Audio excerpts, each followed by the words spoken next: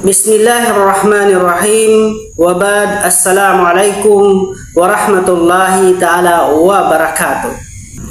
Mga kababayan, mayroon po tayong ipapaliwanag na aligasyon ng isa sa ating mga kababayan. Pakinggan po natin siya. Ano ang pagkakaiba ng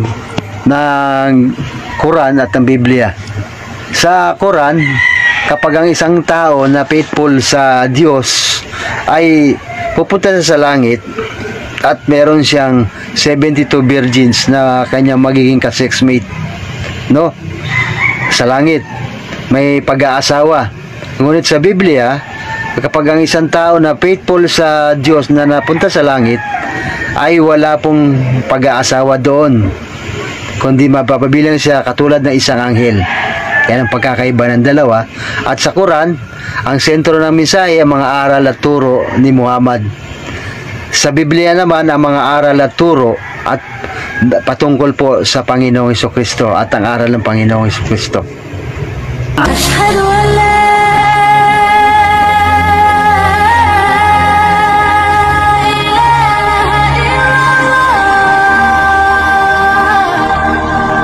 So yan po mga kababayan ang kanyang aligasyon na naman patungkol sa paniniwalang Islam.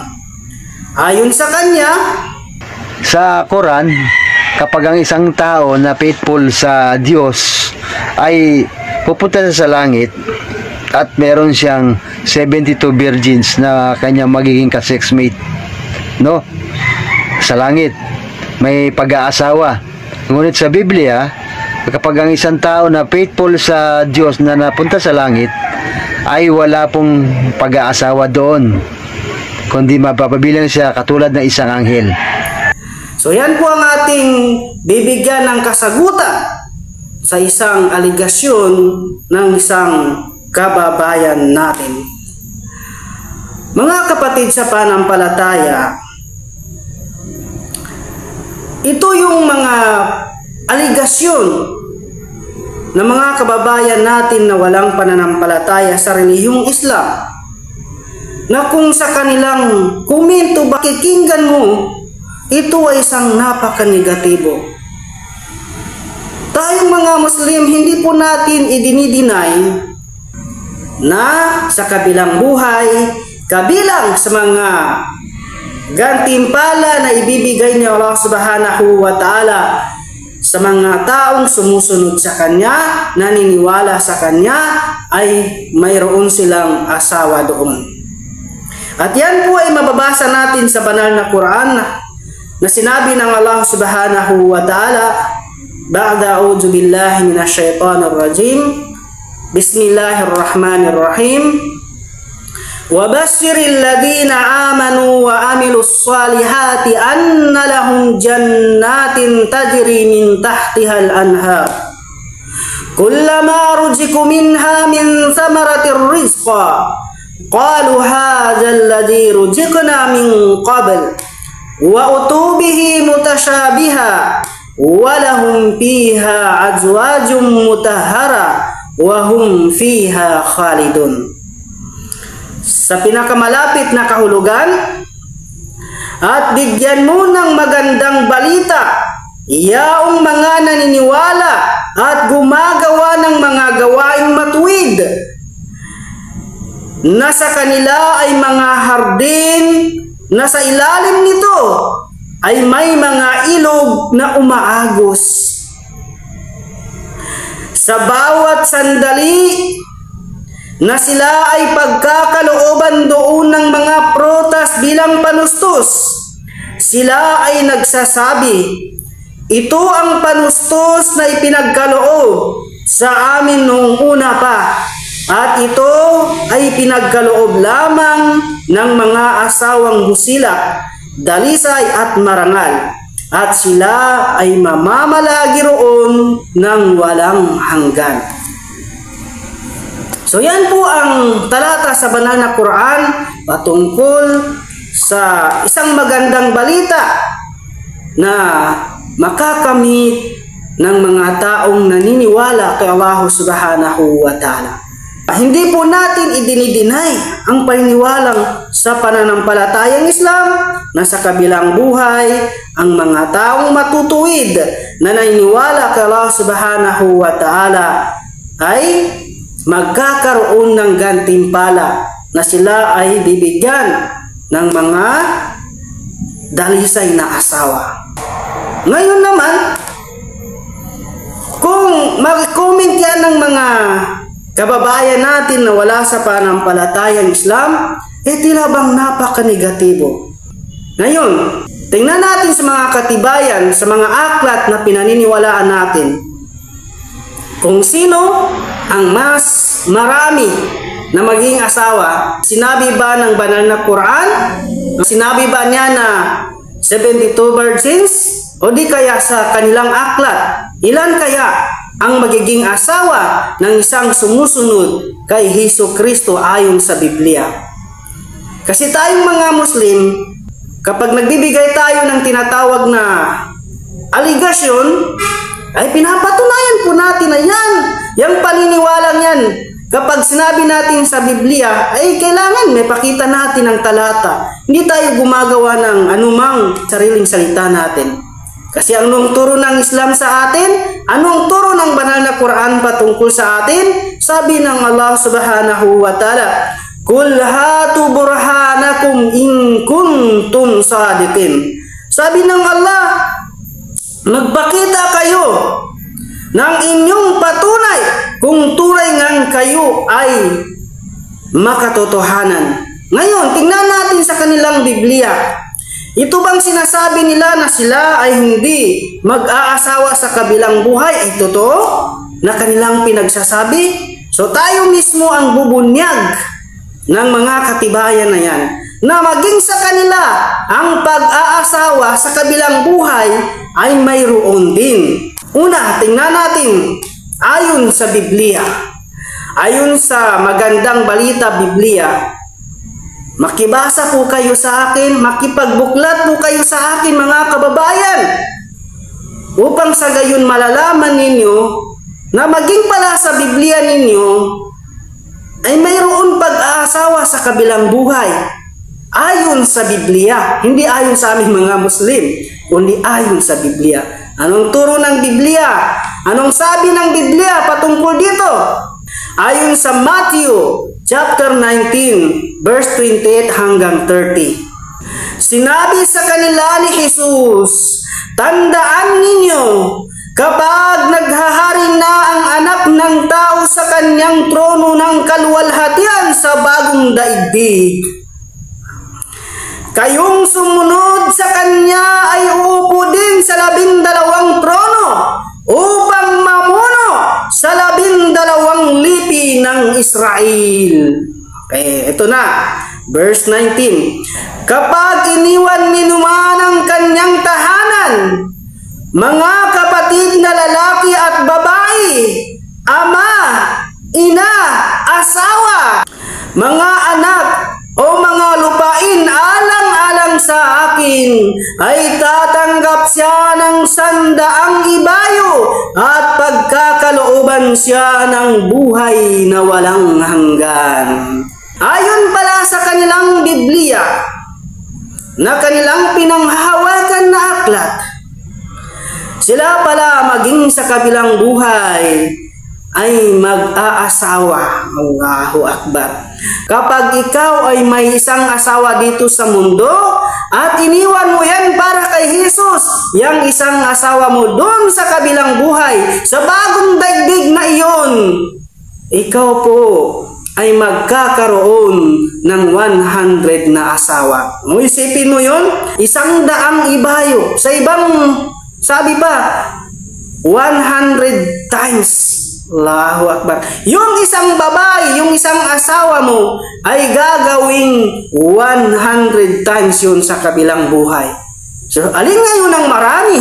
Yung 72 o yung 100 na asawa? Allahu Akbar. So, dito pa lang sa talatang ito, lagapak na ang kanyang argumento. Sa langit ay walang pag-aasawa. Papaano ngayon kung ang isang sumusunod kay Kristo sa kanila ay hindi lamang iisa ang kanyang asawa, kundi dalawa. Kung hindi dalawa, ay apat. So yung dalawa magiging 200. Yung apat, pagkano na yun? 400 na asawa na. Kung yung tao na yun ay susunod kay Kristo, ayon sa Biblia. Subhanallah. So alin ngayon ang mas marami? Yung 72 o yung 100? Alam niyo ho ba, ang talatang ito, kapag binasa mo sa iba pang mga talata ng Biblia, ay mas magiging magulo. Kaya nga ako bilang isang nag-aaral ng Biblia, nagkukumpara ng Biblia at Quran, hindi ko talaga matatanggap itong Biblia kasi magulo. Ayon sa kay Mateo, ang pagkakamit ng 100 times na yun ng asawa at yung mga nabanggit na mga ari-arian ay matatanggap kapag ang anak ng tao o si Jesus ay upo na sa kanyang trono. Ibig sabihin, doon sa kabilang buhay yun mangyayari. Kasi anong sabi doon? Sinabi sa kanila ni Jesus, tandaan ninyo, kapag naghahari na ang anak ng tao sa kanyang trono ng kaluwalhatian sa bagong daigdig. Ibig sabihin nito sa kabilang buhay. Sa bagong daigdig. Kasi wala pa naman nangyayari sa kasaysayan ng mundo na si Jesus ay umupo sa kanyang trono dito sa daigdig. Subhanallah. Hindi pa po ito nangyari. So ibig sabihin ito sa kabilang buhay talaga ito mangyayari, hindi dito sa mundo. Ngayon, kung babasahin naman natin ang mga nakatala sa aklat ni Marcos, ito daw ay magaganap dito sa mundo. Allahu Akbar. Ayon sa Marcos 10 verse 28 hanggang 30, ayon sa ang salita ng Diyos na Biblia, verse 28. Pagkatapos si Pedro ay nagsimulang magsabi sa kanya, narito, iniwanan namin ang lahat at sumunod sa iyo. Sumagot si Jesus at sinabi, katotohanang sinasabi ko sa inyo, may mga taong nang-iwan ng bahay, o mga kapatid na lalaki, o mga kapatid na babae, o ama, o ina, o asawang babae. Parihong-pariho po ang sinabi doon sa Mateo at dito. O asawang babae, o mga anak, o mga bukid, dahil sa akin at dahil sa Ebanghelyo. Ang sinumang nang-iwan ng mga ito ay tatanggap ngayon, panahong ito, ng tig-100 dami ng gayon. Tatanggap siya ng mga bahay, mga kapatid na lalaki at babae, mga ina, mga anak at mga lupain. Tatanggapin niya ang mga ito na may pag-uusig, ngunit sa darating na kapanahunan, siya ay tatanggap ng buhay na walang hanggan. Parihong-pariho na pagsasalaysay mga kababayan, pero doon nagkaiba kung saan ito tatanggapin. Doon sa Mateo, ito ay tatanggapin kapag nakaupo na sa kanyang trono ang anak ng tao. Dito naman sa Marcos, ang sinumang nangiwan ng mga ito ay tatanggap ngayon sa panahong ito ng tig-100 ng gayon. Ibig sabihin, tatanggapin daw ito ng mga sumama kay Jesus sa panahong ding si Jesus ay kasama nila. Sa panahong din yun, kapanahunan ni Jesus. Allahu Akbar. Kaya naman, hindi ako nagtataka mga kababayan, sa kapanahunan natin ngayon, may mga tao o mga ngaral na mga kababayan natin, na mga Kristiyano, na makikita natin hindi lang isa ang kanilang asawa. Hindi lang 2, hindi lang 4, kundi 10. Sa pamamagitan niyan, ay mapapabulaanan natin ang kanilang pag-aangkin na sila ay hindi na nag-aasawa sa kabilang buhay. Sa karagdagan na kanyang sinabi, ngunit sa Biblia, kapag ang isang tao na faithful sa Diyos na napunta sa langit, ay wala pong pag-aasawa doon, kundi mapapabilang siya katulad ng isang anghel. ganun ang lalabas kapag hindi mo binasa ang ibang mga nakatala sa Biblia. Kung sa ilang ebanghelyo ka lang babasa, kung kay Mateo ka lang babasi, kung kay Marcos ka lang babasi, yun lang ang mababasa mo. Pero kung binasa mo pati kay Lucas, ay hindi lamang po ganun ang mababasa mo na sila'y magiging tulad ng anghel. Ganito po ang ating mababasa ayon kay Lucas.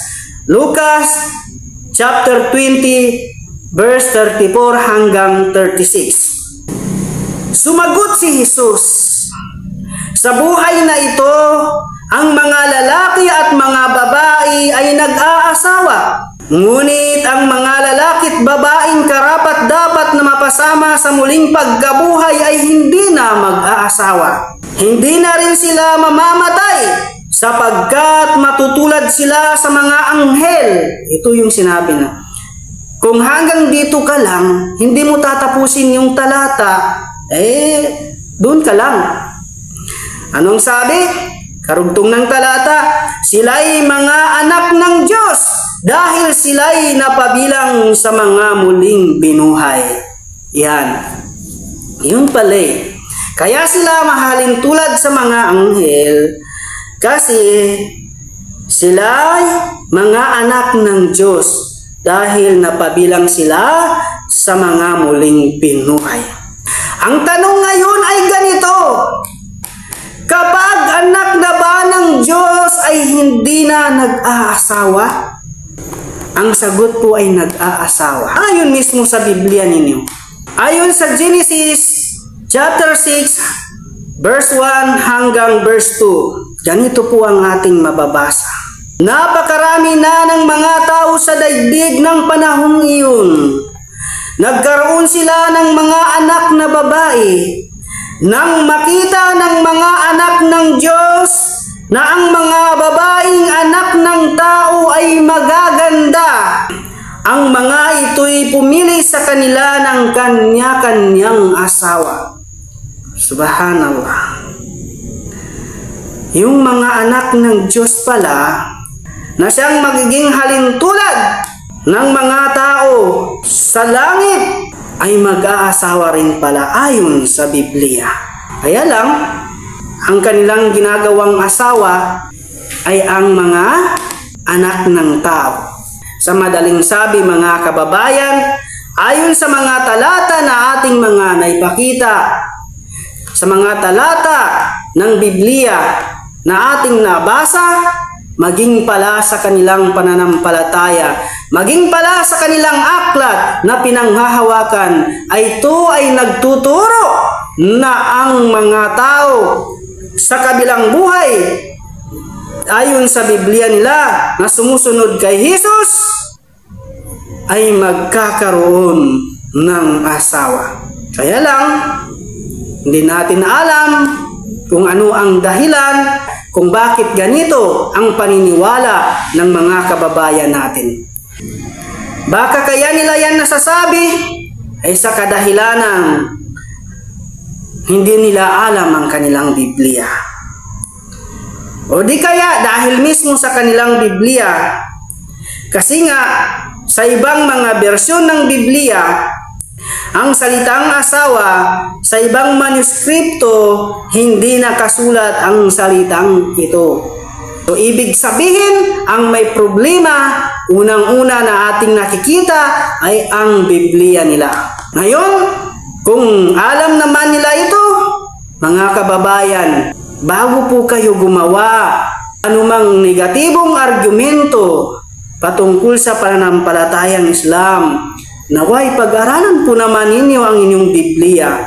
Kasi unang-una, ang aming naisip Kapag ang inyong argumento ay aming nababasa sa inyong Biblia, unang-unang lumalabas, hindi ninyo alam ang inyong aklat. Kung alam naman ninyong mga talata na yan, ngunit ganyan pa rin ang inyong pinagsasabi, lumalabas na kayo po ay mga hipokrito, mapagkunwari. Alam niyo ba kung anong sabi ng Allah sa banal na Quran patungkol sa mga taong mapagkunwari?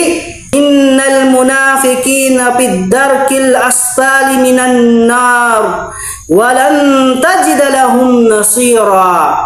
Katotohanan, ang mga mapagkunwari ay nasa kailaliman ng apoy at kailanman ay wala kang matatagpuang makakatulong para sa kanila.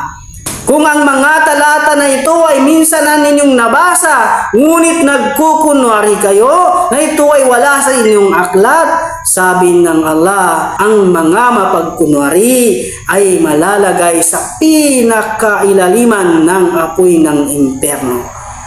Nawa, meron po tayong nakuhang aral sa ating pag-uusap na ito. Barakallahu li wa lakum. Wassalamu alaikum warahmatullahi ta'ala wa barakatuh. No way, you cannot deceive this world by trying to spread the lies about Prophet Muhammad.